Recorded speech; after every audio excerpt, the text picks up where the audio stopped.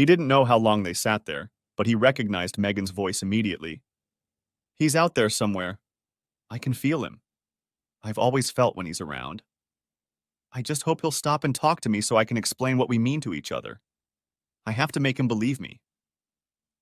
The second interlocutor must have been Mary, but she spoke more softly and was a little harder to understand. I'm coming to believe that he doesn't want to be found, or at least doesn't want to talk to you. Look, we've been coming to this godforsaken piece of shitland for the last couple months, and we still haven't found him. These people aren't helping. Some of them are probably purposely keeping him aware of where we're looking so he can go somewhere else. I've never seen someone so good at hitchhiking to stay off the grid for so long. Hell, we drive these highways so often, we should have seen him hitchhiking. I know, but I need to find him and explain. I think he figured it out the day he got here and you let him catch us. I just don't think you prepared him well enough for it. I know. I should have broached the subject of polyamory earlier. I just thought he was sophisticated enough to accept it. It doesn't mean I love him any less, but I have to say it to his face. He won't answer emails or texts, and he certainly doesn't pick up the phone when I call. Mary snorted. Well, given that cell service here in God's country leaves a lot to be desired, it's not out of the question that he could have abandoned his phone. But that already sounds like a quest for the Holy Grail. If he doesn't want to be found, we can't keep traveling. Next trip, Mark will have to stay home and I'll have to work part-time to piss off my boss about how often I'm missing. I don't know how your employer gives you time off. I told her my husband is missing and I need to find him. She's been very patient with me, but I need to go back to your place and work for a couple weeks and then go looking for him again. Somehow I think he stayed here in the Sandhills. I don't know why. He's never mentioned this place in all the time we've been talking. He has no family here, and he certainly can't work without a car. Do you think he bought another car or a pickup and just left his truck in Hyannis to keep us guessing? Megan probably shrugged, but since Missouri couldn't see her and certainly wasn't going to stand there looking at her. I don't know, but I don't think so. He spent very little money since he left. There was nothing in the fuel receipts after the first few days. I wouldn't have even known he was in the area if it wasn't for the warning I gave to law enforcement. A state patrolman spoke with Kelly after he was spotted. He was working at that first ranch we checked. I think the rancher alerted Kelly that we were there because we sure didn't get any help from him. I can't imagine Kelly doing such a chore. He's an office worker who occasionally has to travel to look at properties all over the country. What could make him believe he could do what they do on the ranch? And to think they live so primitively. Outhouses and no internet, I couldn't do that. Missouri almost laughed, remembering his prejudice when he first came to Round Bar X. His first overall impression wasn't that far off from Mary's. He resigned himself to the fact that he had never sat in a public place and commented on his perceptions of how backward he thought the ranchers lived. Someone in the cafe must have been eavesdropping on Mary and wasn't prepared to help her or Megan find this Kelly free. Suddenly, he shook himself. He was so used to being a man named Missouri that he was beginning to see Kelly as a stranger, someone he had known in the past, but who now had nothing to do with him. Was he really losing his mind? As the women continued to talk, he pondered the difference between Kelly Free and Missouri. They were essentially the same person, but Missouri was a ranch worker with no ties to anyone, and Kelly Free was a married man with his own responsibilities. Both had their own standards of right and wrong, and Kelly was offended by the woman sitting in the next stall. Kelly needed to end his relationship with Megan, and Missouri didn't. He knew there had to be a reconciliation between his old self and his new self, but it wasn't going to happen today. He began to pay attention to the conversation behind him again. Mary, I'm going to check out the library again. They have internet access and Kelly will need to send some emails and get responses from his attorney. Since I know his passwords, I can access his email accounts and see if he's online. I may not find out where he is, but it will narrow it down. And maybe he'll just tell someone, his parents or his lawyer, where he is. One way or another, I'll track him through his own accounts. Missouri nearly pounded the table in frustration. Damn, he'd completely forgotten that Megan knew the passwords to his personal account and his Yahoo account. There was no need for secrecy in their lives until Megan decided to make a few partners. He would have to correct that mistake as soon as possible. He racked his brain, trying to remember if he and Lawrence had openly discussed their finances in an email or text message. Apparently not, but he'd have to check his history. Could Megan see if he'd checked old messages? The duo must have finished eating by now because they stood up and walked past Missouri, barely glancing at the man with the beard and mustache sitting in the next booth. Missouri leisurely finished his cup of coffee, as it was quite obvious that these two had no idea what he looked like or even thought about changing his routine. In fact, he shouldn't have been surprised, since he'd never worn a mustache or beard, and Megan had always treated them with disdain and stated that she wasn't attracted to them, much like the current fashion of celebrities and actors growing beards for a couple days. After leaving the tip, Missouri picked up his hat and headed to the cashier to pay the bill. He still had plenty of cash, as he had cashed most of the checks from Round Bar X, and Ronnie Bentley from Double B's had paid him in cash. He hid most of the cash in various pockets of his coat, pants, and even his trunk so it was accessible, but not all in one place. He went out and bought some hard candy. He had always read that the old cowboys liked hard candy when they hit the trail. He also bought a couple pints of good whiskey, for medicinal purposes only, of course. He carried the plastic bag back to camp. He must have been very quiet as he approached the camp because he startled the man who was going through his bags and belongings. Before he could think about it, a .45 caliber pistol was in his hand and pointed at the intruder. Hands up. The man froze in place and slowly rose to his feet. Turn around, asshole. I like to see who I'm shooting at. The man slowly turned around. It was Mark Brooks, and he had a very pale, almost green complexion. Missouri didn't give the appearance of knowing the man. Well, sonny boy, what the hell do you think you're doing? Mark managed to squeak out a comment. I'm looking for someone. Well, asshole, you won't find him in my bags. Empty your pockets. What? Look, asshole, I can shoot you right where you're standing. I bet no jury here would even leave the room to decide I was justified in shooting a common thief. You'll be dead, and hell, I can be gone long before they find your stupid, shitty body. Now empty your pockets so I can see you're not robbing me. Looking for someone isn't a good excuse to steal my stuff. Mark tried again. No, I'm really looking for someone. It's my best friend. My wife and his wife are in town right now looking for him, and I thought I'd see if he'd set up somewhere nearby. We tracked him down and we think he's around here somewhere. His name is Kelly Free, and we need to find him to take him home. I just wanted to see if anything in the owner's bags would identify him, since there was no one here when I got here. Please, you must believe me. Maybe I do, maybe I don't. I won't say it again. Turn out the pockets on this log, or I'll make a hole where you don't want it. He was in no hurry to obey, and Missouri put a cartridge between the chump's legs. He knew he could not fire another shot, as it would disturb the horses, and the first shot would attract someone's attention. Any subsequent shot would cause people to call the sheriff to investigate, but Mark probably wouldn't think twice about that. He seemed to almost lose control of his bowels from the first shot.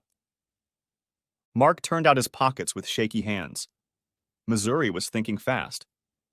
He had to speak in a low and husky voice so Mark wouldn't recognize him. Apparently, his beard and mustache and wide-brimmed hat served as a good disguise.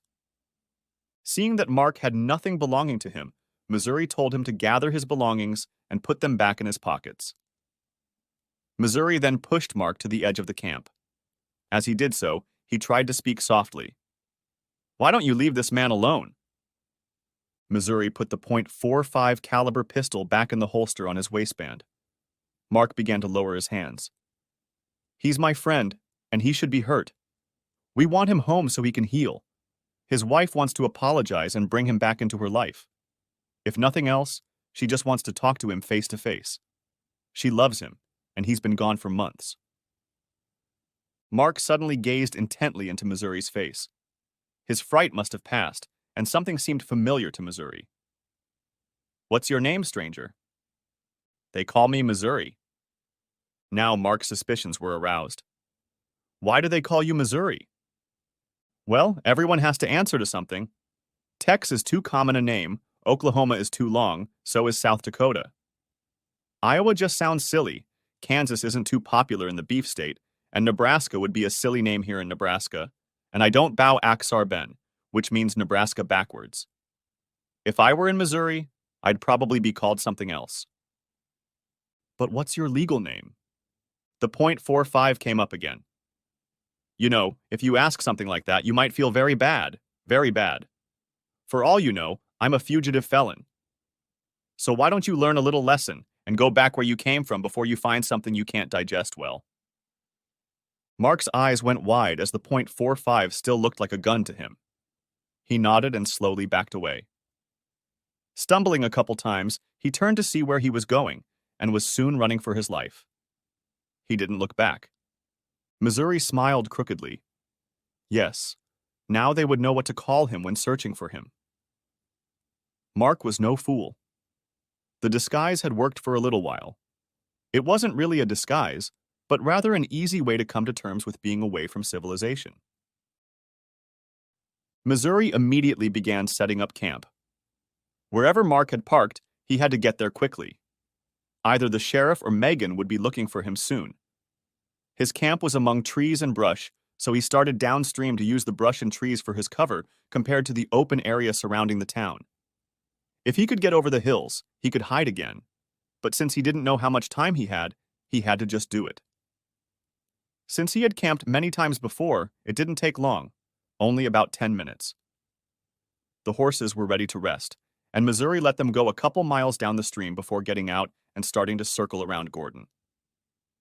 Cody was just east of Gordon, but he didn't think they'd have public Wi-Fi, and he needed to get in touch with Lawrence and find out if all the things he wanted to do were finished before he stopped to talk to Megan. She wasn't going to capitalize on this. It took a while to get over the various fences, but in that time he didn't see anyone official. The random pickups and cars that passed by as he crossed the highway didn't slow down or make any movements that would make him think they were interested in him. In fact, most of the locals just waved and moved on. By evening, he was again a few miles west and south of Gordon. He stopped at a farmhouse, and the owner allowed him to take the horses into the house, and he himself lay down in the barn. The owner, a single woman with a widowed mother living with her, invited him to dinner. He was surprised, but soon realized that they, like all ranchers, had been expecting him.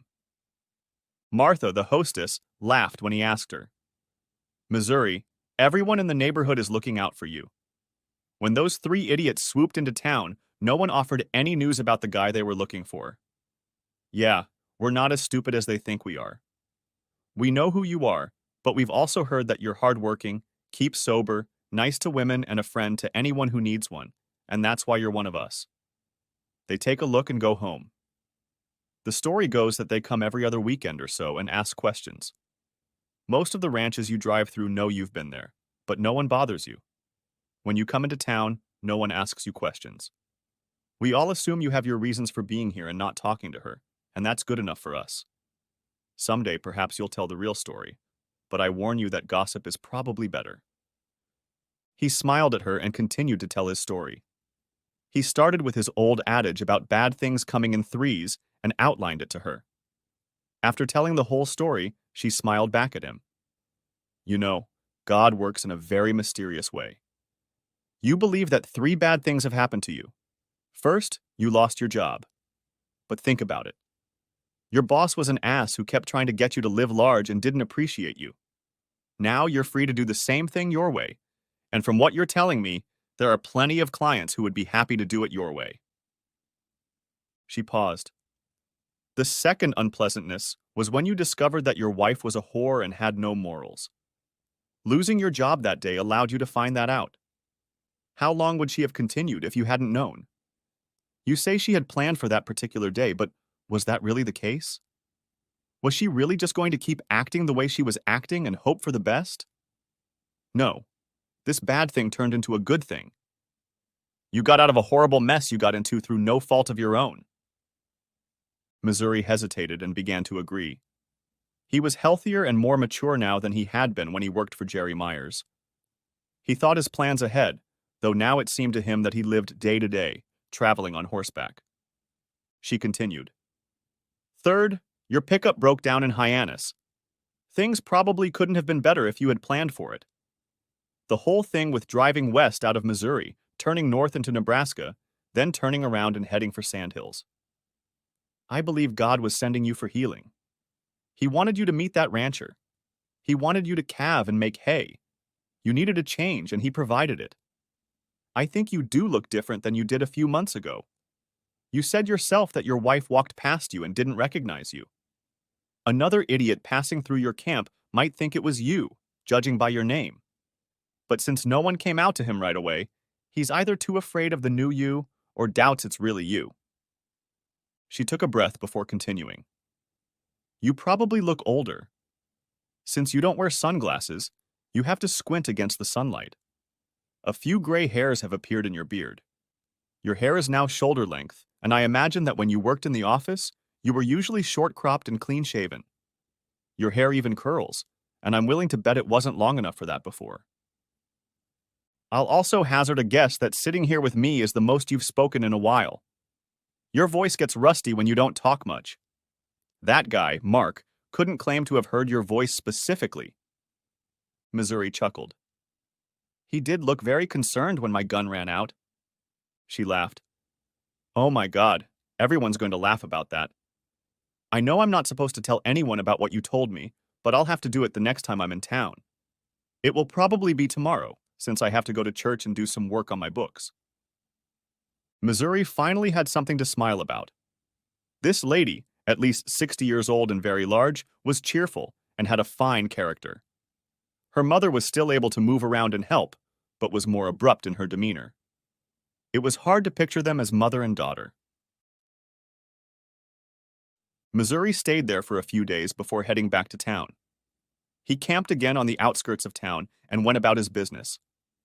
The first thing he did was go to the library where he connected to the Wi-Fi, created a new free email account, and contacted Lawrence Roberts. He then called Lawrence's office on his cell phone and soon gave his attorney the new email address so he could make sure all the emails from Missouri would not be sent to spam. Lawrence was able to assure Missouri that all of the money had been transferred out of the country and should not be accessible to Megan. However, he warned Missouri that the court could and would require an accounting of all funds and would then order Missouri to give up at least 50% in a final order. Missouri asked, "What happens if I never file for divorce?" Megan can wait and file for divorce, citing abandonment. There will still be an accounting of assets for distribution. But what happens if she can't find me to file? She'll still get a judgment from you. I can represent you in absentia, but most judges don't like that and will penalize you for not appearing. He paused for emphasis. Face it, Kelly. The courts are biased against the man in these cases. Up until the late 60s, too often the man in a marriage got the lion's share of the estate and his poor wife and children suffered. Now the courts are biased against the man and go out of their way to reward the woman. It is also assumed that the man earns more than the woman, which in your case was true until you lost your job. Her attorney will also try to make the case that you only allowed her a small fraction of what was hers under community property law. The court will probably agree and penalize you for abandoning her. Society rarely thinks about what you've been through, especially in the big cities where men seem to be humiliated at every turn. Missouri objected. Since I live here, is there any way to file a lawsuit here to have the local court hear my case against her? No, I'm sorry. Your marriage and most of your life together was made here in Missouri, and should be heard by a local court and judge. If you could get her to establish residency wherever you are, then there's a chance you might get a better judgment. I think we'll leave it at that for now. I'm going to start moving again. I have plenty of room to travel and plenty of square miles to search for her. I'll be in touch again when I get a chance. In the meantime, we'll keep on keeping on. A few days later, Missouri went into town to the store and bought a pay-when-you-go phone, so he wouldn't have to keep his regular phone turned off and without a battery in case Megan could track when he used the phone. Back at camp, he found that he had a pretty good signal and decided to call his ex-wife. He tried calling home first. He realized that it was still early and she might be at work. Digging around in his memory, he finally remembered her work number and dialed it. He was connected to the switchboard and then transferred to her extension. He was surprised. She must have been promoted since she had never had an extension before. She picked up on the second ring. Hello, this is Megan Free. How can I help you? I'm surprised you're still using my name. Why don't you use the name of your other family, the Brooks? Who's that? Is this some kind of prank? If so, I don't care to laugh. What? You don't recognize your own husband? Mark was puffing in your ear so hard you can't believe it's me? I'm surprised you're at work and not out partying with your friends. Did you get promoted to get a separate extension? Of course, she ignored all his comments after the first question. Is this really you, Kelly? This isn't some kind of prank? Why would someone call you and impersonate me? We're nobodies in the scheme of things. Every time we come to Nebraska, I leave cards with my numbers on them in case someone happens to see you. Most of the time, everyone who calls will let us down the trail, but sometimes someone calls and tries to tell me it's my Kelly. The first few times, I fell for the joke. God, I hate people like that. She must have checked her display. Hey, that's not Kelly's phone number. What's going on? I don't use my phone if you're trying to track me down. That's not why I called. I want you to stop looking for me. I don't want to see you, talk to you, hear about you, or have anything to do with you or your cronies. Leave me alone. File for divorce. The court will give you half of everything, and I'll have my lawyer arrange for it to be in your possession. Just forget you ever dated me, get your maiden name back, or take Brooks's last name as your own. But Kelly, honey, I love you and I miss you. Please come home or meet me somewhere so I can show you how I feel. Yes, you love me so much that you entertain our best friends and think I should be happy for the leftovers. Tell me, how long were you going to go behind my back? Please don't lie, because I came home early that day and you had no idea I was going to do it. I don't. I tried to introduce you to the concept of polyamory, but I was afraid of how you would take it. I guess I was right. You didn't take it very well. Holy shit, Sherlock. What could have put that thought in your head? Wait, it doesn't matter anymore. Your excuses don't mean anything. Just leave me the hell alone. There was silence for a few moments. Missouri was about to hang up when Megan spoke again. She was hard to understand as she must have started crying. I love you and I miss you. I want you back in my house and in my bed. Please don't hang up on me. Why do you want me back? I'm giving you $2,000 a month to help you with your expenses. You must have gotten a raise due to the promotion, so you don't need much of my money. You have 2 people who I assume will move into your house immediately and keep you warm at night. You don't need me, especially as I am now. No, you don't understand. I love Mary and Mark, but I love you. They will never replace you. We don't have the connection that you and I have.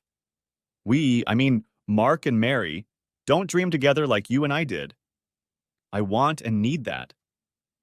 Missouri snorted derisively. That's not going to happen. I don't dream about you, and what's more, I don't think about you for weeks, just wondering if and when we'll meet by chance. I'm still trying to decide if I'm just going to leave, beat the crap out of you and then walk away, or decide I need a little borderline justice. What do you mean by borderline justice? In the old days, an adulterous woman and her lover, or lovers in your case, could be killed and the court wouldn't care. If you listen to some of the gossip around here, the sense of frontier justice is shared by about 50%. The rest just think you're a fool and should stay in town where fools are treated more tolerantly. I guess I won't know how I'll react until the very moment we're face to face. So you're warned. Megan continued to cry. Some noise could be heard in the receiver, but Missouri couldn't make out what was being said to him. Megan closed the receiver, but he could hear her tell someone that she was okay and that she was just trying to talk to her husband. When she returned to talk to her estranged husband, she was talking to a dead cell phone. Missouri regretfully noted to himself that he hadn't been very polite, turned off the phone, and went to work to make himself a midday lunch. He thought about his remark about how little he thought of her now. It was true. He was more concerned with keeping his packs from wearing out on the pack horse. He was thinking about his next destination. He thought about the weather and how it might affect his journey. He thought about how to help the nearest rancher he came across. But he rarely thought about Megan and their marital failures, except for how she disrespected him and their vows, or occasionally tried to argue that they should reconcile. Increasingly, days or even weeks passed before he gave her any thought at all. Right now, he was a little angry that she was still trying to see him, but his anger was fading compared to the white-hot rage he had felt the day he had stumbled into the love nest. He was also no longer baffled and confused. Marriage no longer existed if his wife thought she could cheat with impunity and expect him to just accept it, and worse, join her. He wasn't some college-aged, hormone-driven boy looking for girls with no morals. No, he was an almost middle-aged man who intended to start a family with the love of his life.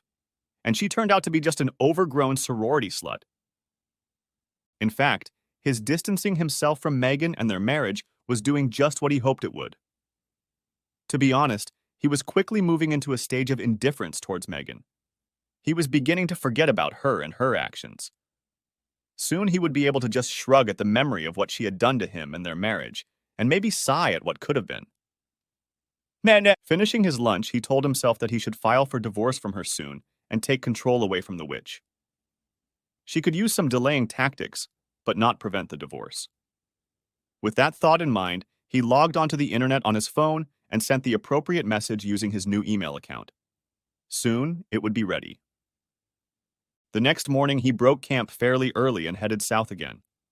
He intended to stop at Circle Bar X and see Bill and Connie Blaze for a while. He was sure they would gladly welcome him back. The season was winding down and he wanted to find a more permanent place before the first frost made sleeping under the stars uncomfortable. He had traveled halfway to Hyannis in 4 days when he noticed smoke on the horizon. Damn, a forest fire could be very dangerous here. He set off to find the hearth of the fire and then tried to call for help. As he approached, the smoke dissipated, leading him to believe that the fire had died down and was not growing. Suddenly, as he crested a small hill, he saw exactly what was burning. There was a helicopter that had apparently made a hard landing in the meadow below and caught fire. The fire seemed to have gone out, and thankfully the green grass didn't catch fire. He wondered if there were any survivors among them. When he got closer, he saw someone moving near the wreckage. A lone woman was dragging something. When Missouri got close enough, he called out, "Hello, camp," as he didn't want to scare the survivor. The woman didn't look frightened. Moreover, she immediately raised her hand and waved at him. As he approached, she covered her eyes and looked at her savior. "I'm so glad to see someone. We went down yesterday, but figured someone would be looking for us until now." Missouri got off his horse and tossed the reins and a rope for reins. These were quarter horses, and they wouldn't budge unless they were badly spooked. "Are you the only survivor?" "No, my partner Jane was hurt. She's over there under the canopy. I think she broke a few vertebrae in her back on impact. The pilot is dead." Missouri assumed it was a medical helicopter. "Where were you headed?" "We were flying from North Platte to Valentine when we started having electrical problems. The pilot tried to land us, but the engine stalled and we were too close to the ground to safely descend the plane. After the collision, I got out of the airplane and went back for Jane, but I didn't get to Sam before the fire started. He was unconscious, so I don't think he was hurt much by the flames." Missouri nodded.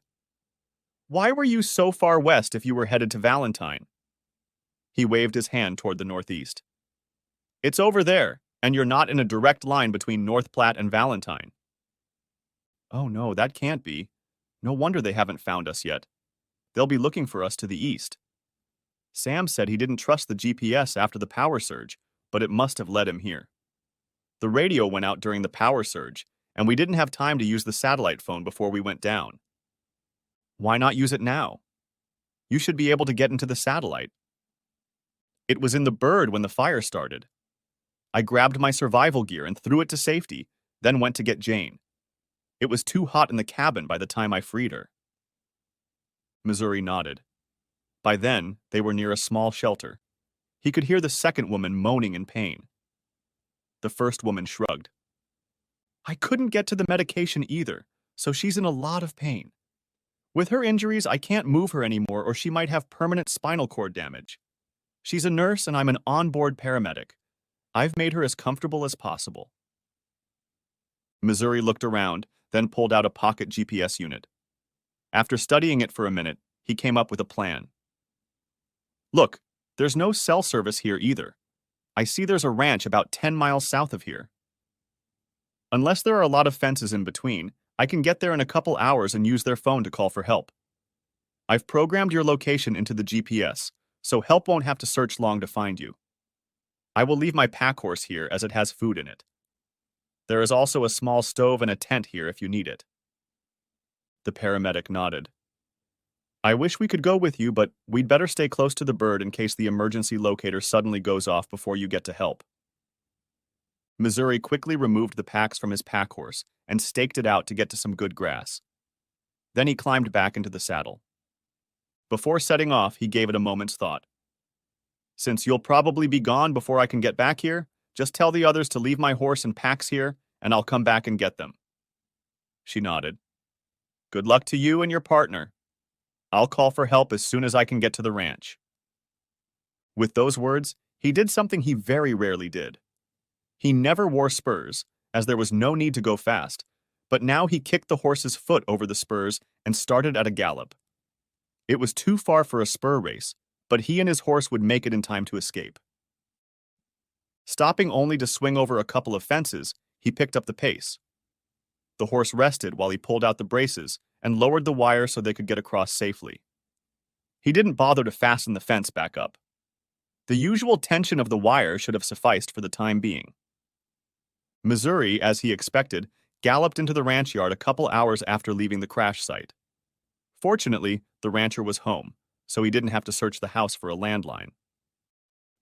After explaining his mission, the rancher called local authorities.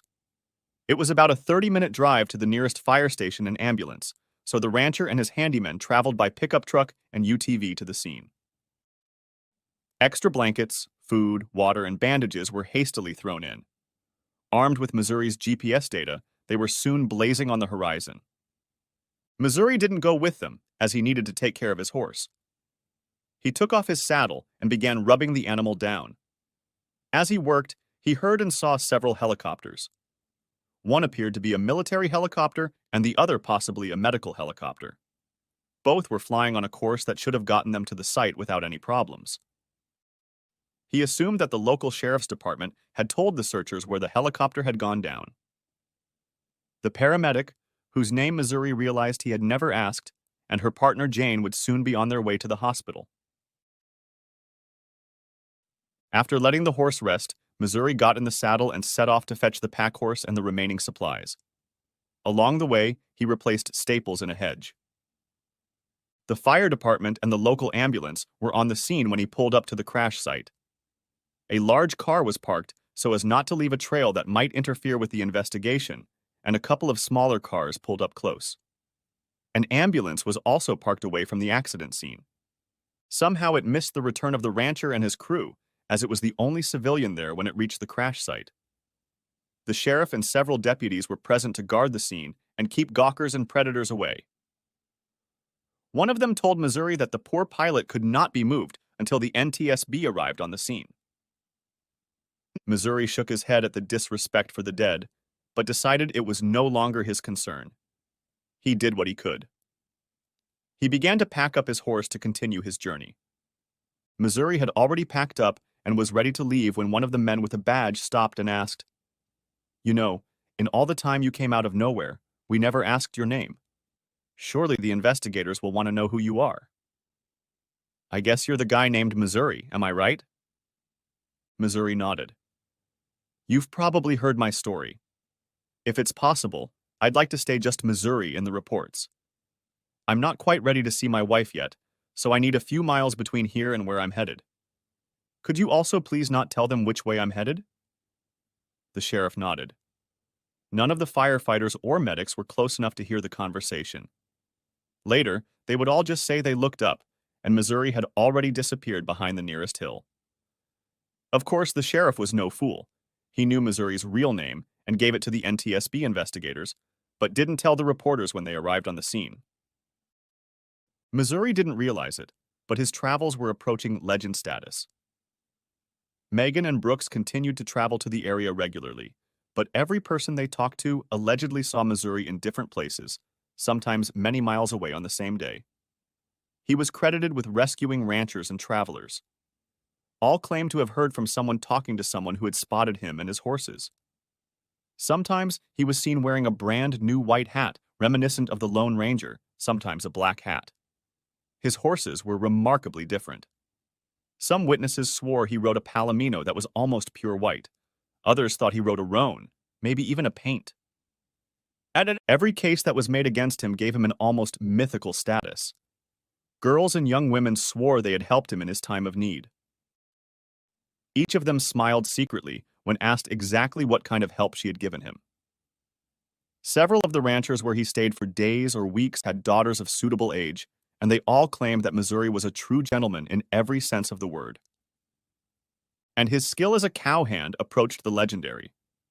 Some communities said he even participated in local rodeos under an assumed name and always won the cowboy competitions of bronc riding, calf roping, harness roping, and bull wrestling. He was never a bull rider or bullfighter. No one has ever been able to explain the reason for this.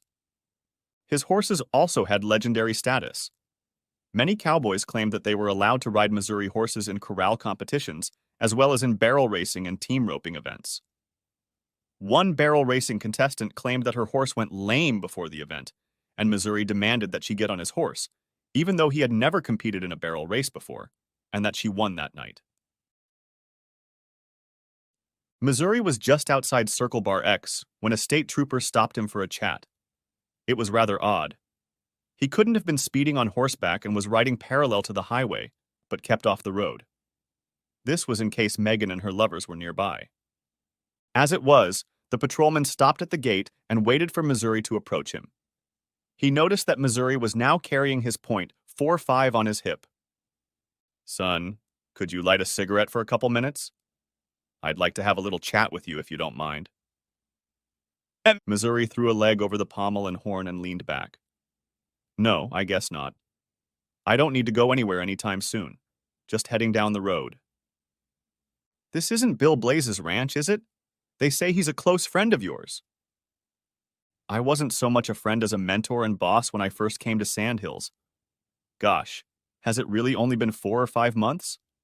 It seems like it's been much longer, but the days are getting shorter and the nights colder. I expect he'll need help all winter." "Oh, I don't think that will be a problem. The last time I spoke to him, he mentioned that I could meet you, and he asked me to tell you to let you know that the latch will be on standby anytime you return to the area." He paused. "Have you spoken to your wife? She still calls us occasionally to see how you're doing." "I talked to her on the phone once. I told her to file for divorce and get on with her life. I did just that. Why is she still bothering you?" "Well, it might have something to do with the stories that are going around." "What might those stories be?" That's when he found out about all his supposed worries. The patrolman grinningly told Missouri about all of his exploits that he could remember. Missouri was amazed and a little stunned. In this short time of one long summer, no man could have accomplished a fraction of what the patrolman was telling him about, and he was talking about it. The patrolman waved his hand. "Hell, we all know it, but a little mystery, a little romance because of the mystery, and a couple of real-life events, and things like that take on a life of their own." Missouri shook his head. "Sounds like those old novels about the Old West. I bet most of them are fictionalized stories featuring real people." "Yeah, you probably can't sell it now, but I know there are at least 3 people on Facebook and Snapchat who impersonate you and argue at length about which one is the real Missouri. The funny thing is, none of them give your real name. Either they don't know it, or they keep it quiet to prolong the mystery. Hell, all you need is a black mask and someone will start calling you the Lone Ranger. I'd need silver bullets too, I guess." Missouri touched his beard. "I guess I'd also need to be clean-shaven to be a good guy." They both laughed merrily. Soon the patrolman let Missouri go down the hills, and he returned to his patrol. After he told his fellow patrolman about his conversation with Missouri, his legend grew even more. A day later, he was back on the land of Circle Bar X. He had made a decision. He would see if Bill needed help for the winter. If so, he would light a light and position himself where he would be comfortable at night. As he practiced on the cows and steers he came across during his travels, his galloping skills improved. Although he didn't believe he could become a better shot, he already had some of the necessary skills. If Bill didn't want him back, there were a few others, like Ronnie Bentley on Double B, who would need a helper for the winter. When he entered the ranch yard, there was no shouting heard. He wasn't galloping at a high pace like in the old westerns, and he figured someone had seen him before he moved in, so he didn't think he could surprise anyone. And he was right. The Blazes and Butch were out of the house when he pulled up. "Hey, stranger, I'm sure you wouldn't mind a cup of coffee in a comfy chair after traveling through the hills." Missouri chuckled. "Yes, sir. That would be nice. May I let my horses out in your corral?" Bill grinned broadly. "Well, I don't know about that. Are you still the same Missouri that galloped out of here at the beginning of summer?" Connie lightly patted her husband on the head. "Missouri, don't stand for his jokes. 10,000 comedians out of work, and look what I got. Come in the house after you've taken care of your horses." Bill and Butch continued to giggle as they helped Missouri take the saddles and girths off the horses and gave them a quick wash and some grain after they got them into the corral. Then they helped drag all of Missouri's belongings into the bunkhouse, where Missouri was pleased to see that he still had the same room. Haas moved out, but a new young assistant showed up. Butch began the introductions. "Missouri, this is Jesse. I call him Outlaw. He's still very wet, but we have hope." He turned to a very young man. "Outlaw, this is Missouri. Yes, a true legend." Young Jesse didn't have the tongue to meet a legend, so the handshake was tentative. Missouri only smiled at the young man. Butch later told him that Jesse claimed to be 18, but Bill believed the lad was actually a 16-year-old runaway. He was going to discuss his suspicions with the sheriff's department. Bill and Butch were going to maintain the illusion as to the outlaw's age until they got an answer from the sheriff. Connie invited the young man to have dinner at the ranch house every night. That evening, Connie invited Missouri and Butch to her house for dinner to celebrate the return of their friend. During dinner, Missouri told them the highlights of his journey, including an overheard conversation between his wife and her mistress at a cafe in Gordon. Bill and Butch laughed heartily at Missouri's account of his encounter with his former friend Mark. Young Jesse simply absorbed these stories with open mouth and wide open eyes. Then, after a hearty meal, the others tried to outdo each other with legends of exploits, including a highly exaggerated story about a medical helicopter. Bill took the floor. "According to the latest version, which by the way is on the internet, you rode over the last hill at high speed, jumped off your horse at the last moment, and picked up Casey, a young paramedic, as she was fainting from relief that she had been rescued. Then you built a hut out of sod to protect her and her partner Jane from the terrible tornado that was coming at the site, and then galloped right into the teeth of the storm to save them. Somehow you made it several miles to the highway, climbed a cell tower, and hacked into the system to summon help. You used your high-powered flashlight to guide the helicopters to the scene, and then climbed down and led the others to the ground, where you carefully extracted the pilot from the wreckage and prayed for him." Missouri was shocked. Then he told them the true story. He didn't even know the name of the paramedic, and the pilot was still in the wreckage when he went back for his pack horse and supplies because the NTSB had radioed the order to the sheriff's department serving the area. The stories went on and on. Missouri and his multicolored horses were spotted throughout the vast Sandhills area from O'Neill in the east to Alliance in the west. The internet also gave information that they had been seen as far north as Murdo in South Dakota and as far south as McCook, Nebraska. Everyone cheerfully discussed the improbability of a man on horseback traveling over such a large area in a few months. Yes, it was possible, but so implausible that Missouri had little need for speed in his travels. Connie walked over and examined Missouri's face and scalp for injuries. When asked, she revealed that he was rumored to have fought repeatedly to protect poor defenseless women and girls in every town he happened to visit. Some of these reports came from alleged attackers, and in all cases, Missouri had handled his opponents, even the largest and most aggressive, with ease. It was a great night with old friends and a new friend. Outlaw relaxed, and like the others, began to tease Missouri a bit. Finally, Bill asked what Missouri had planned. Well, I was hoping you might need me for work this winter. I'm tired of nomadizing. If Megan shows up again, I'll sit and talk to her and let her know it's over between us. She can have the house and half my money if she doesn't fight for the divorce. If she wants to fight, I'll use my history to destroy her and her lovers. She has a choice. Bill and Connie nodded. Bill spoke first. Of course you have a job here at Circle Bar X. Everything is almost ready, except we need to move the hay bales to the ranch house to feed it this winter. We'll make quick work of that with you, and then we'll just keep an eye on the cows until we need to move them. Connie spoke next. We have gained some popularity through your travels. Somehow it became known that Round Bar X was your starting point, and it is now considered your home. We get a few visitors every week to see if you've returned. You have quite a fan club in these parts. If you don't mind, I'd like to ride the hedge whenever we get visitors. I can't even imagine what I could say to any of my fans, other than not to believe everything they hear. We've gotten several phone calls from that girl Casey and her friend Jane. They want to personally thank you for saving their lives. The emergency locator in the tail section didn't work and was damaged in the fire.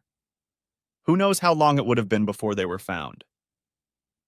Bill paused. So you'll meet them if they show up? I don't know when Jane will be released from the hospital. From the news reports, her injuries were pretty extensive. Missouri nodded. Yes, I'll meet with them. When I arrived, that girl Casey had everything under control. She made Jane as comfortable as she could. She used my little tent to protect her and cooked them both food to last them until the cavalry came. By the time I got back, they had been airlifted out and were probably in a hospital in North Platte or Kearney. I don't actually know where they were taken. The firefighters and medics at the scene weren't sure. That dinner set the tone for Missouri's return to the ranch.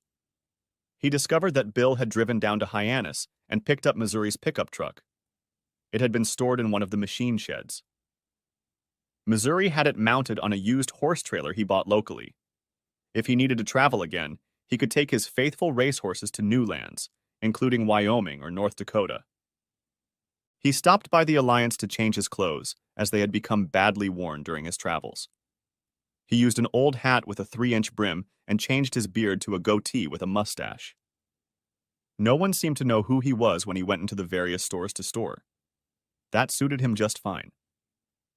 True to his word, Bill sent Missouri out on horseback whenever strangers appeared on the ranch. One of the questions he asked each visitor was about their recent encounters with Missouri. They all chuckled at the fact that the supposed meetings continued, even though Missouri rarely left the ranch for weeks at a time. It was late fall. The days were still warm, but at night there was a distinct chill in the air, and the weather service warned of frost. The last bales had been moved from the hayfields to the small pastures where the cows and bulls would spend the winter. Fences were always on the list of things to do. Missouri would ride his horse to check fences and spend some time practicing tying posts. He was constantly improving.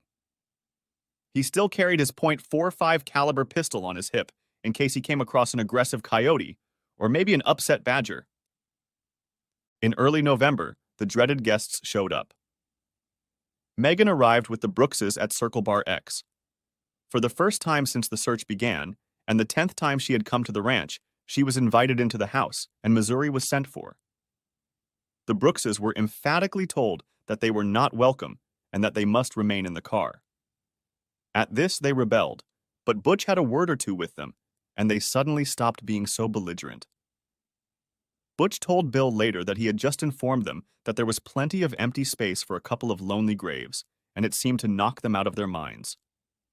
True to his word, he brought each of them some water so they could refresh themselves while Megan met with her spurned husband. Connie introduced Megan to herself and Bill and asked her to sit at the dining room table with a glass of water. No attempt was made to strike up a conversation with her. In their opinion, Megan was an enemy of their employee and friend and had no need for polite conversation. Megan had to wait about 30 minutes before she heard footsteps coming from the kitchen area. The man who appeared in the doorway from the kitchen to the dining room was a stranger. He seemed taller than her husband. His hair was clearly longer than Kelly's. He squinted his eyes, as if he was used to looking at very sunlit expanses. He wore a black Western hat with an 8-inch brim that covered his eyes. The hat was pulled low on his forehead. This stranger also had a mustache and goatee, whereas her husband was always clean-shaven, even if he had to shave twice a day to keep his face smooth for his wife. The man barely nodded his head in acknowledgement of her presence. He set a glass of water on the table and sat across from her, leaning back in the sturdy dining room chair and crossing his legs. Well, Megan, you finally tracked me down. I want to let you know that I've decided not to avoid you anymore, so we can end this affair and move on with our lives. Megan answered nothing. She was still trying to reconcile this cowboy with her husband. His voice was familiar, but nothing else indicated it was Kelly, the man she had been married to for over 6 years. Finally, she held out her hand to Missouri. Is it really you, Kelly? He nodded. She looked around and saw Connie peeking out from around the corner. Are you trying to play a trick on me? Is this some kind of sick joke? I've been looking for my husband for months, and you're trying to get some ranch worker to impersonate Kelly Free. Do you take me for a fool? Where's my husband? Connie just shook her head and pointed at Missouri. This is the man who came to our ranch, broken and beaten. He gave us his name, but after that fateful day, he never spoke it again. This is Missouri, formerly known as Kelly Free. He has grown and matured more than when you knew him. He's learned and accepted the changes in his life. He's a better man than you deserve. And you need to sit down and talk and get your lives in order so he can heal and you can move on with your life. But that's a stranger. I know you don't like me, but how could you do this to me? How do you explain telling me Kelly is here and then bringing this guy? She broke down and started to cry. I need my husband. I need Kelly. Please bring him to me. I'm begging you to show me mercy. I've been looking for him for so long. Please, please, please. She rested her head on the table, wrapping her arms around her. Megan, listen to me. Oh, how can I tell? Is it me or is it me? Either way, I'm Kelly Free. I may not look like the man you knew, but I'm still your husband, at least for a while. You decided to start a new relationship with Mary and Mark Brooks, and you thought I would accept it and maybe even join them. I was so surprised, upset, and disappointed that I couldn't stay in Missouri any longer, so I drove here and got a job after my pickup truck broke down. I've been learning new things, traveling to find my way, and now I'm finally ready to meet you. Megan shook her head. This man, this stranger with facial hair, wearing a black hat, swarthy from being outside, looked like her Kelly. But this man seemed taller, more mature, stronger of character, with a body hardened by work. It couldn't be her Kelly, could it? She looked around. Connie Blaze came in, sat down next to her, and took her hand to comfort and encourage her. Kelly recounted several events that had happened between them before the affair. These events would not have been known to anyone else. Missouri took off his hat and placed it on the table. It was so hard to accept, but this man was her husband. He looked like a representative of the Old West. She looked to see if he had a 6-shot pistol on his hip. No, but there was a semi-automatic pistol there. Kelly noticed where she was looking. He carefully pulled the pistol from its holster and placed it on the table next to his hat. I'm sorry you don't feel safe right now. I carry this gun to shoot coyotes and sometimes rattlesnakes when I ride.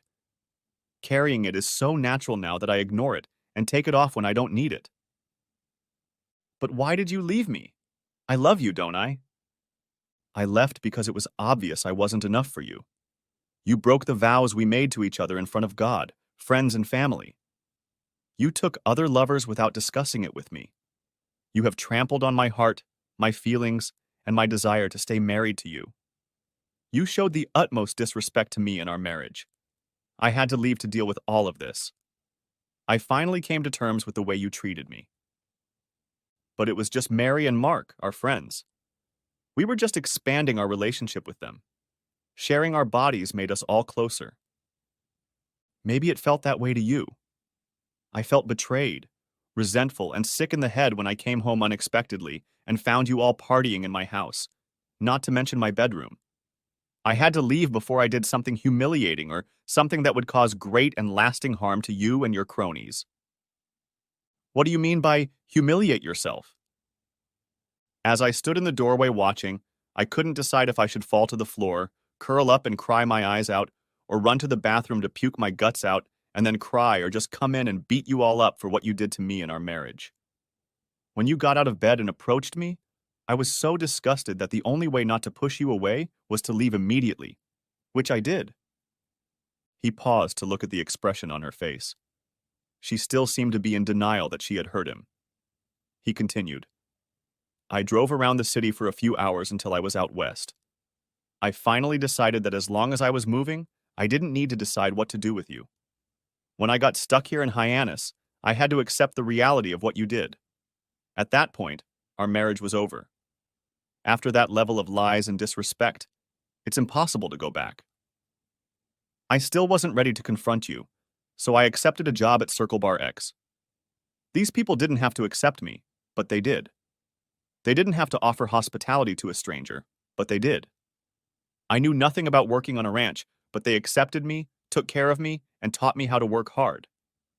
And in all that time, they never once disrespected me or made fun of me about my personal life. Connie sat back and nodded in response to Missouri's words. They had done all this and more, which Missouri might never know. He had no idea how many times Bill and Butch had ended up just a few miles from where Missouri stopped to camp.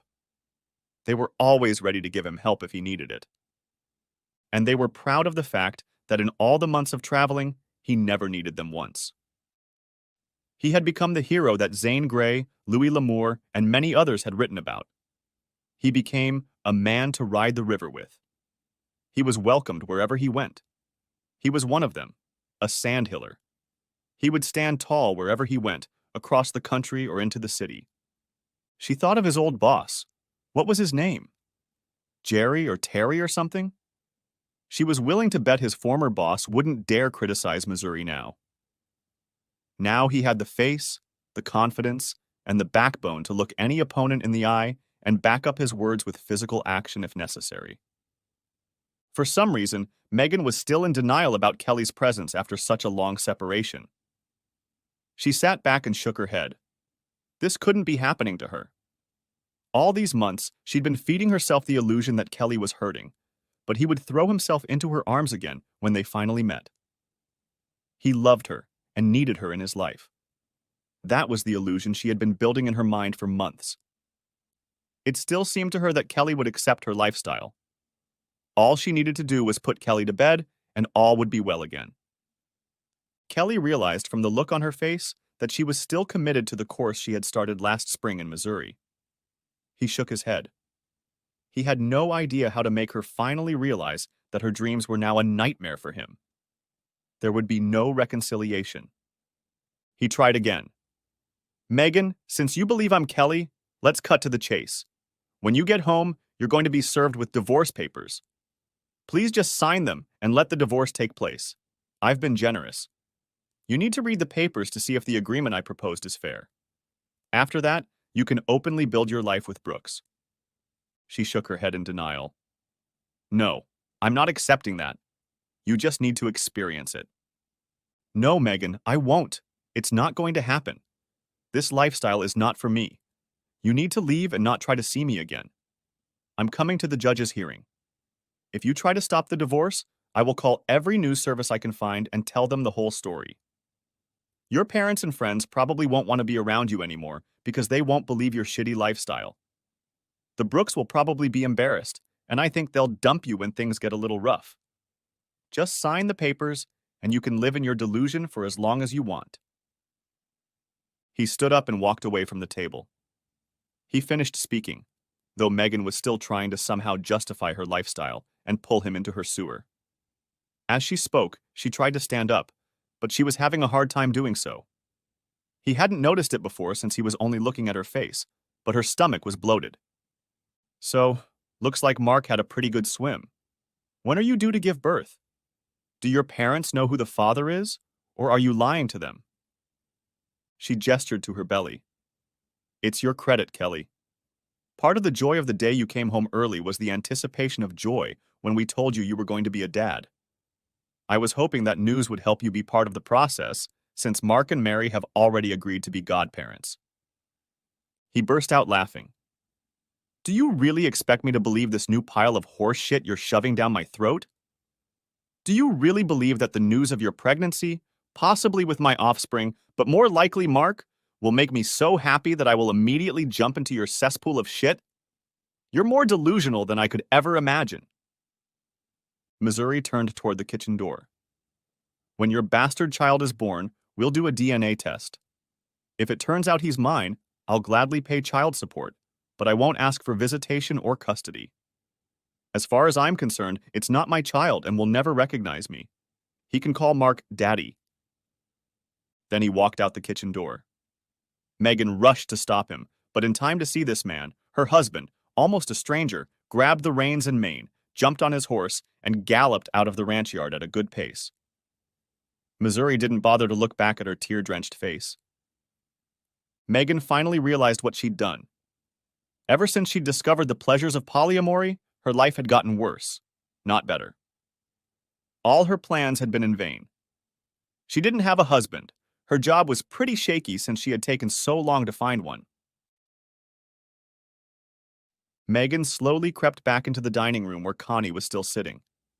She looked at the rancher's wife. He really is the father of my baby. Mark had a vasectomy years ago when he and Mary decided not to have children. We haven't had anyone else since we became exclusive. Connie couldn't resist. I think you've forgotten what exclusive means. Megan collapsed into her chair. I know. I really thought it would be good for us. 4 people loving each other wholeheartedly, without jealousy and in perfect harmony with each other. Everything I read online about it said it was a new way, a better way. Statistics say that there is less cheating in polymarriages and that most people are very happy in such relationships. Connie shook her head. Haven't you ever heard that you can't believe everything you find on the internet? Even us poor country bumpkins know that. Most cultures gave up on multiple wives or husbands years ago because it wasn't viable in the long run. I believe it is very rare that such relationships work and are not the norm. Trying to live with one person is hard enough, and trying to please multiple people is almost impossible. Megan began to cry quietly. She finally managed to pull herself together and looked up at her hostess. Tell Kelly I'm going home, but I'm going to fight for the divorce. His child needs a mother as well as a father, and that's the only reason I'm going to fight. She stood up and joined her lovers, and soon they were out of sight. The dust had not yet settled when Missouri returned to the ranch house. Connie told him about what Megan had said. He had only nodded. He hoped she would just get over it, but deep down he knew she wasn't going to go quietly. Life went on. Kelly returned to her hometown in Missouri for the divorce hearing. Lawrence filed all the necessary motions. Megan responded as promised. She admitted wrongdoing, but told the judge she had come to her senses and ended her relationship with Brooks. They remained friends, but no longer lovers.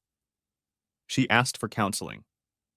The judge took all of this into consideration and scheduled another court hearing in 2 weeks. During the wait, Kelly stayed with his parents. They were amazed at how much he had changed.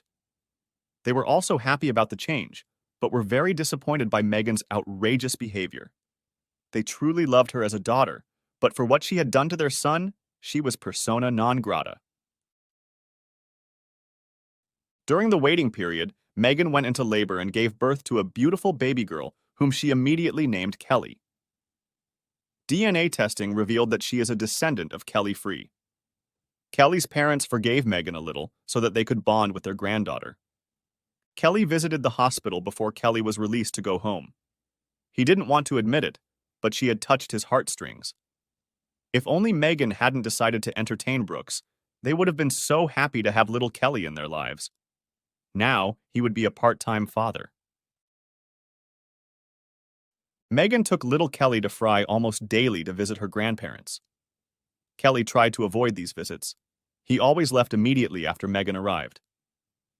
At the next hearing, the judge announced his decision. After reviewing all of the evidence, as well as the briefs, I have decided that spousal counseling would not be beneficial. Mr. Free, who I hear is also named Missouri, it appears that you have made a new life for yourself in Nebraska. I have read your official report and have also read other people's statements about you. If all this is true, you have abandoned Mrs. Free. He further ordered that 50% of the assets be turned over to Megan by the end of next week. He also ordered alimony for Kelly's support. There would be no alimony, better known as child support, since Kelly officially earned less than Megan. He also scheduled visits as usual every Wednesday, every weekend, and 6 weeks in the summer, even though Kelly had not asked for visits. He advised Megan to make sure that Kelly also had access to his daughter on at least half of the usual holidays each year. If Mr. Free comes back to this court complaining that you have not complied with my order and have made it difficult for him to have visits with his daughter, I will not be satisfied and will reconsider custody. I am tired of the bickering of so-called adults who use children as weapons. Do you understand me? Megan stood up and acknowledged the order. Your Honor, I would prefer that the divorce not take place and that my husband come home to me and my daughter. Since he is the one requesting the dissolution of our marriage, I will in no way deny him visitation, just in case he forgives me and wants to be a family again. Kelly made no comment to the judge. With the gavel ringing, the decision was made. Kelly and Megan were no longer married. He made sure that all of his assets, including the ones his lawyer had stashed away for him, were divided equally so that little Kelly would have no wants while her mother took care of the finances. The next day, Kelly left for Nebraska. His return, however, was anything but ordinary. While he was at his parents' house, he contacted some of his old clients. Most of them were very happy to hear from him and were willing to use his services to find new real estate. Now Missouri was in business for himself, but with a few twists. On his horse, which he named Leroy, a gelding named after the horse from the big and rich song Save a Horse Ride a Cowboy, he would travel to the places the companies wanted. He would spend a couple of weeks just traveling around the neighborhoods, even if they were in a densely populated area. He found that not only did he attract a lot of attention, but that the residents liked to talk to a man on horseback. In between trips, he worked on the ranch again. He enjoyed the manual labor. It gave him time to think and plan while his hands were busy. In the winter, when daily chores other than feeding the cattle became less pressing, he was able to communicate with his family via the internet. He helped Bill install a cell phone booster, so video calling became even more convenient. He was getting to know his daughter better and better, as she was at his parents' house almost every time he called. The locals were already buzzing about strangers coming to Hyannis looking for a legend named Missouri. Not a few minutes later, an SUV from out of state showed up outside Circle Bar X. At least its passengers didn't get out of the car with their noses up their asses and talk condescendingly to the Blazes when they introduced themselves. The man and woman were agents for a cable network specializing in movies about cheating spouses, and the internet hype about Missouri had piqued their interest. By the time they left, a promise had been made to keep Missouri anonymous by changing names, dates, and locations enough so that only those really in the know would know who the story was about. The working title is The Missouri Man, but Missouri's hometown will be changed. Missouri also had the agents contact Megan to get her opinion and approval, although this wasn't really necessary since the story was fictional. Butch was assigned as the liaison to Tinseltown. Missouri learned that this quiet man had a degree in communications and had lawyer friends. Along with Butch and Lawrence Roberts, Missouri soon had a public relations specialist and an entertainment lawyer. Very quickly, a corporation was formed, and Missouri became the CEO, with Bill and Connie on the board of directors and all Circle Bar X employees becoming shareholders. The next change came when Megan contacted Missouri about a job. Kelly, I need you to be more than just a face on the screen for your daughter. After I was contacted by the movie people, I realized I didn't want to live here in Missouri anymore. Your parents and I have talked. We'd all like to move. Is there anywhere near the ranch that we could move to so we could see you more often? I need something to do. Maybe there's some work nearby? Kelly was almost stunned. He hadn't expected a new twist in his life, and this wasn't a bad one. Actually, Megan, I need someone to help Butch with this movie. I think you're just the man to help. Let me call you back. He finished talking to Megan and called his parents to confirm the news. Ideas were kicked around, some discarded, but others thoughtfully expanded upon until a workable plan emerged. Kelly then went to the village council in Hyannis and presented his idea to build some very nice homes there on the outskirts of town. Someone from a larger community might have wondered why the village would need a few extra houses since the infrastructure could usually handle such an increase. But in the village, new houses were a strain on a small system and had to be carefully considered.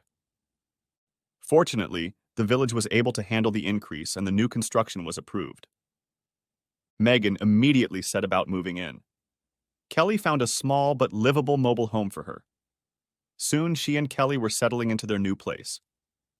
Baby Kelly was soon called Miss Missouri in honor of her father.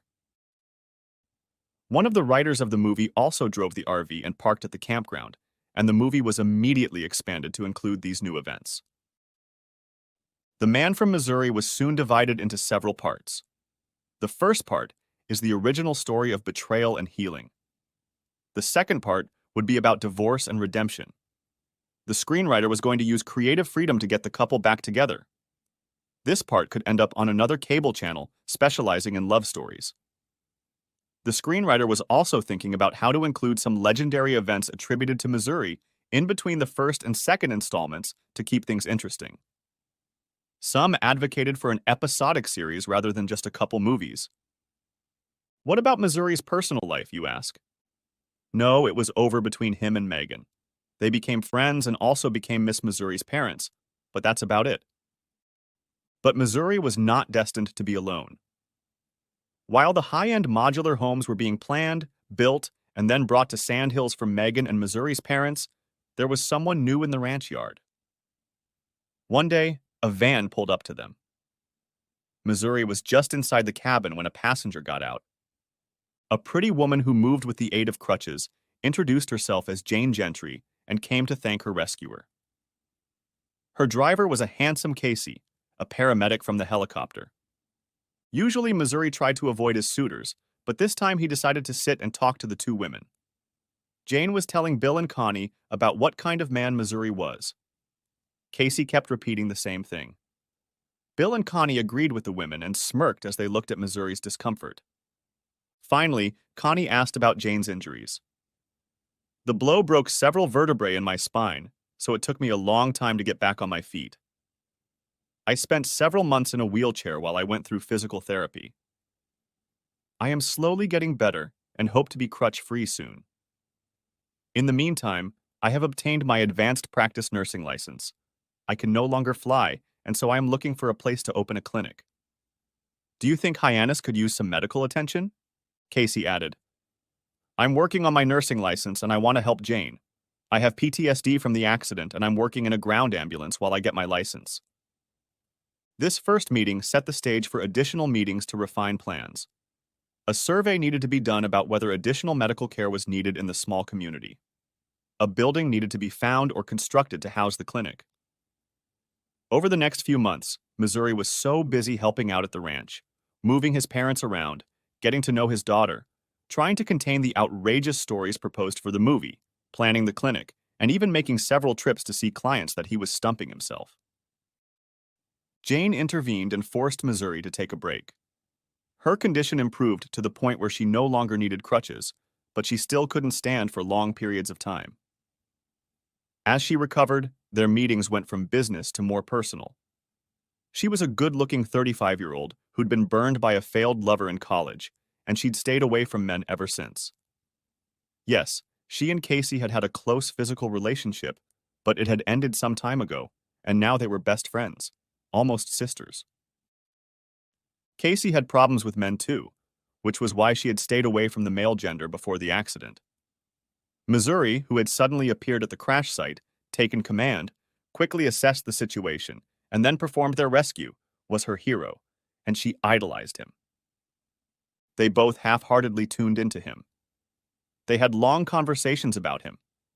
Jane was the first to move from hero worship to appreciating him as a man, a friend, a confidant, and possibly a lover.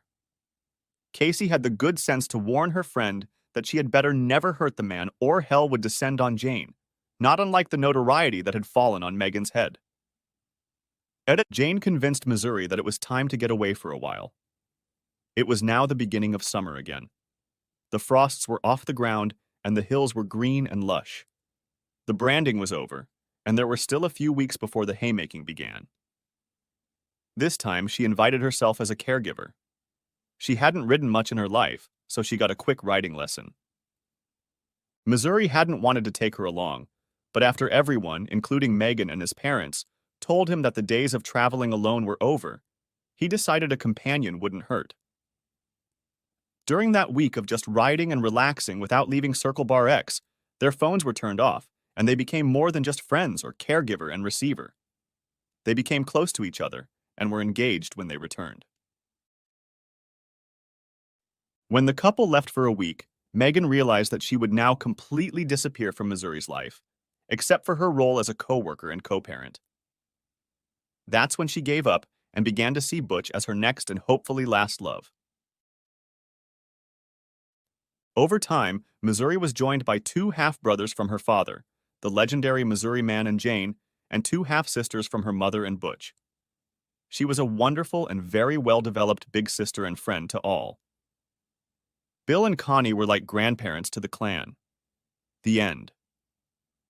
If you haven't watched the first part of this video, the link will be in the description. Thanks for watching, I hope you enjoyed it, so subscribe to my channel and watch the next video.